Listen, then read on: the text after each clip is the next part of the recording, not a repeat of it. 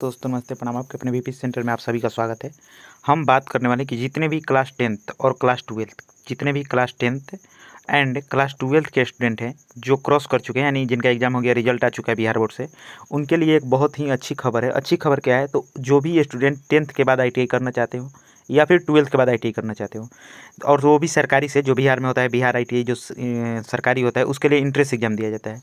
तो उससे रिलेटेड जो फॉर्म भरा जाता है उसका डेट जो है ऑफिशियल नोटिफिकेशन आ गया है, उसी के बारे में आज हम बात करने वाले हैं।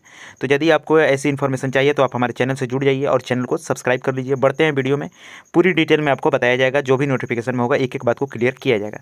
चलिए देखते हैं। आप यहाँ पे देख सकते हैं लिखा हुआ है बिहार संयुक्त प्रवेश परीक्षा प्रतियोगिता परीक्षा परिषद। एक मिनट, थोड़ा सा इसको हम पतला कर लेते हैं। सही। प्रतियोगिता परीक्षा परिषद IAS भवन पटना हवाई अड्डा के निकट पटना 14, ये दिया हुआ है उसका एड्रेस। देखिए 6/4/2024 का ये आपका नोटिफिकेशन जारी किया गया है। ये नहीं कि बहुत पहले जारी किया, नहीं, 6/4 को। औद्योगिक प्रशिक्षण संस्थान प्रतियोगिता प्रवेश परीक्षा 2024, industrial training institute competitive admission test ITI CAT 2024, ये इसका मतलब शॉर्ट फॉर्म है ITI CAT। ITI CAT का फुल फॉर्म क्या होता है? तो industrial training institute competitive admission test. क्या होता है? Competitive admission test. बिहार राज्य के सभी सरकारी औद्योगिक प्रशिक्षण संस्थान ITI के विभिन्न पाठ्यक्रमों में प्रवेश हेतु, देखो यहाँ पर लिखा है प्रवेश हेतु बिहार संयुक्त प्रवेश प्रतियोगिता परीक्षा परिषद द्वारा आयोजित की जाने वाली औद्योगिक प्रशिक्षण संस्थान प्रतियोगिता प्रवेश परीक्षा 2024 के लिए निर्धारित प्रपत्रों में ऑनलाइन आवेदन आमंत्रित किए जाते हैं। ऑनलाइन आवेदन यहाँ पर दिया हुआ है कि इस वेबसाइट से आप ऑनलाइन आवेदन कर सकते हैं।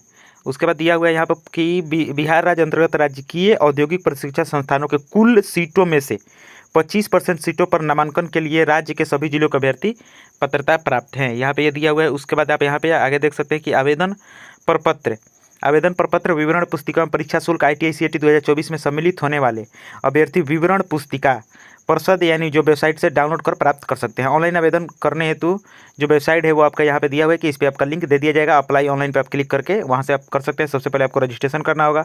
उसके बाद स्टेप 2 में आपको पर्सनल इन्फॉर्मेशन मांग जाता है। उसके बाद थर्ड स्टेप में आपका अपलोड फोटो और सिग्नेचर। उसके बाद फोर्थ में आपका एजुकेशन क्वालिफिकेशन। फिफ्थ में आपका प्रीव्यू योर एप्लीकेशन, यानी टोटल जो भरे हैं उसको देखना होता है। उसके बाद 6 में आपका पेमेंट करना होता है, और पेमेंट करने के बाद जो होता है आपका वो क्लियर हो जाता है। अब पेमेंट कितना लगेगा ये मैं आपको बता दूँ। पेमेंट कितना लगेगा, देखिए पेमेंट की बातें कर लेते हैं। पेमेंट कितना लगेगा आपका, तो स्टेप जब आप 6 में जाइएगा तो पेमेंट का बात दिया हुआ है, और दिया हुआ है कि जब आप पेमेंट कीजिएगा तो ऑनलाइन पेमेंट हो सकता है। और ऑनलाइन पेमेंट जब आप कीजिएगा तो ऑनलाइन पेमेंट आप किस से कर सकते हैं? तो आप क्रेडिट कार्ड से भी, डेबिट कार्ड से भी, UPI से, नेट बैंकिंग से कर सकते हैं, कोई दिक्कत नहीं है।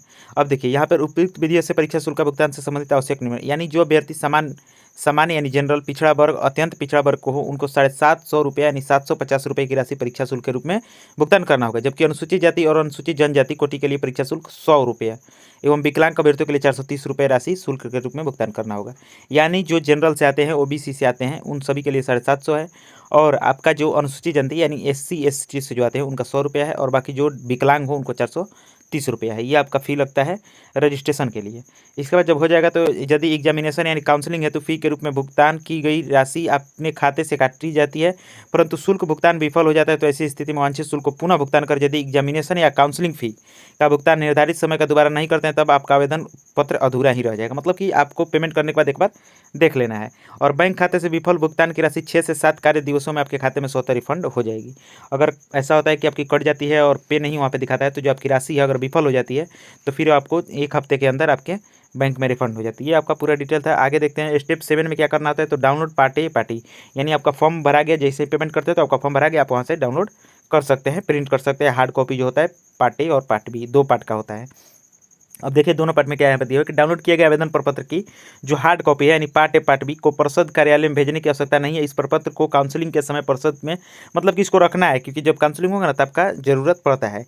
ये था आपका। बाकी और कुछ यहाँ पे इंपॉर्टेंट चीज़ें अब जो दी है उस पर बात कर लेते हैं। अब क्या है इंपॉर्टेंट चीज़ यही है कि ITI CAT 2024 संबंधित महत्वपूर्ण तिथि क्या है। ऑनलाइन रजिस्ट्रेशन डेट 7/4/2024 से आपका ऑनलाइन रजिस्ट्रेशन स्टार्ट हो गया। कब तक होगा? 5/5/2024 तक होगा।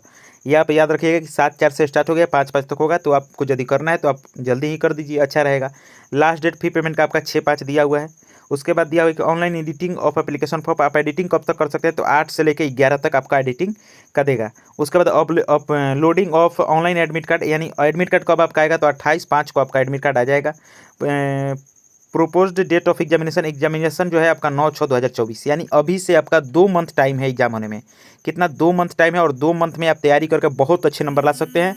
अगर होगा तो हम भी आपके लिए कोशिश करेंगे और आपको वीडियो लाएंगे इसकी तैयारी कराने के लिए। क्या क्या आपका पूछा जाता है, कैसे पूछा जाता है, इसकी स्पेशल वीडियो आपको आएगी आपके वीपी सेंटर पे। तो आप चैनल से जुड़े रहिए, मिलते हैं तब तक।